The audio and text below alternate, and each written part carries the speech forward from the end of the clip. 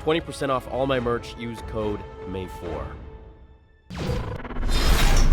We would be honored if you would join us.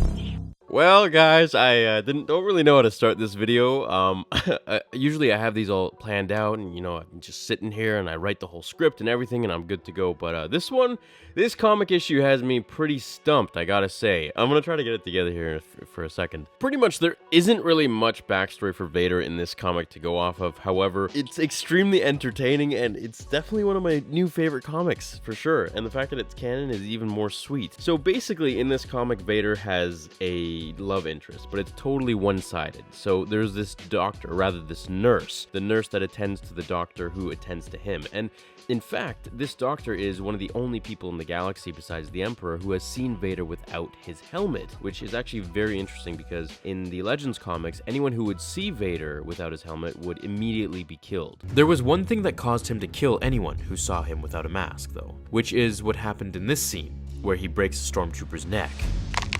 So for him to see him without his helmet is actually kind of a new thing. Anyways, so the comic starts out with Vader landing, and it's taken by this narrative of the nurse. It's this pretty blonde girl, and she's basically just obsessed with Lord Vader. And I don't just mean obsessed, I mean she has a clinical obsession with the Dark Lord. She talks about how she sees herself marrying him and just collects all the trinkets from every time that he went to the laboratory, things like shrapnel that was just in his wounds and things like that, like just really messed up stuff. Like, she is total stalker mode. She dreams of marrying him. She dreams of taking off his mask and kissing him and making out with him, and she does everything she can to basically see him without his mask on. So finally, as the comic goes on about her obsession with him, they cross paths. So he is on the way to the medical bay, and then she is in the way of him, kind of getting everything ready. And she goes on about it for a couple pages about how she felt this connection between them, and how that it was so special,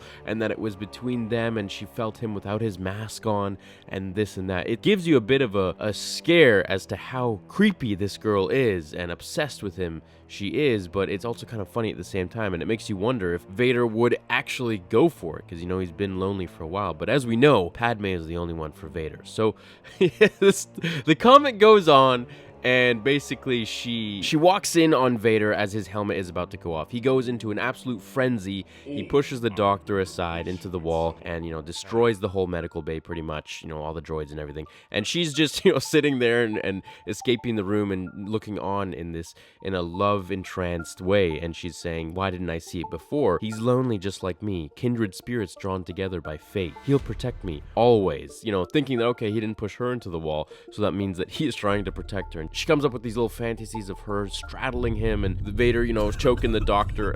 It's just really absurd. Things I would never expect to see, but it's kind of funny, actually. Then as we keep going through the pages, we see she collects more and more of his things. So, like, this was something that was actually lodged inside of him, and every time he goes to the medical bay is basically, to heal his body or to get some shrapnel out of him or fix one of his cybernetics or something like that, and that is the point of the doctor. And she is basically just there to make everything go a little more smoothly. So we go back to her little cell, and it's literally this tiny room, and she has this box, and in this box are all the things that she's collected from Vader's medical bay visits over however many years or months or whatever it is. She calls them little memories, forget-me-nots, souvenirs of our unspoken love. Secrets, really, that are ours and ours alone. Now, as Vader comes in real hot one day, he is pretty injured, and he enters the medical bay when she is there and the doctor isn't. She sets him up and purposely does not call the doctor for a while as she's trying to just attend to him herself. She says, my hand against his armor, against his heart, touching him. I can almost see the human beneath. Until the doctor finally barges in and says, Lord Vader, my apologies. My nurse should have alerted me more quickly. Out, out, out with you. There's real work to be done. And then she's walking off, and she's in her little daydream, and she's saying, in his moment of need, he comes for me. The doctor can't steal. I'm sorry, guys. I'm trying to make it serious here, but this is one of those comics where you're just like, what the heck is going on? She has this other daydream where it's, she's on the battlefield with him, and he's picking up his lightsaber, and she's like, my lord, you're injured, and he's like, I'm fine. and she says, lie to yourself all you like, but you won't lie to me. Leave it. You've stomped the rebel scum to paste, single-handedly snatched this world from their grimy grasp. Your job here is done, my sweet. Time to let your lady do hers. So as Vader basically rushes the procedure, he goes off and he says, We are done here. I am needed in battle. The nurse gets in there and she says, oh, Lord Vader, you left your cape. But she's like, oh, no, he left it for me. And she wears it as if it's clothing. She takes it back to her dorm and she is in fact sniffing the cape. And she says that his heart beats in time with mine, that he wants me just as I want him, that we were meant to be together. And then she sees herself at the ball marrying Darth Vader in her wedding gown. And she says, forever and one day so soon, in spirit and in flesh, we will be. And then the doctor comes in and he says, have you lost your bloody mind? He finds her secret stash of all the trinkets and forget-me-nots from Vader, and he basically just throws it into the trash compactor down below. She freaks out, runs, and she goes to the trash compactor and she's looking for it, and she's now in this complete daze. Like, she goes under the sewage completely and she's looking around for it, and she finally finds it. Then she has more of a daydream where she is now a Sith Lord with Vader, and she is choking the doctor, saying, how dare you steal from us? And basically, Vader is like her master or something. Now, this is the part where I didn't expect anything like this to happen, but when it did, I wish I caught my reaction because I was laughing really hard, and it's still picking up from that moment here. But anyway, she says, rumor has it Darth Vader doesn't lock his personal quarters, doesn't need to. He fears no one, and no one would dare. Perhaps that's true, but I prefer to think he knew I was coming.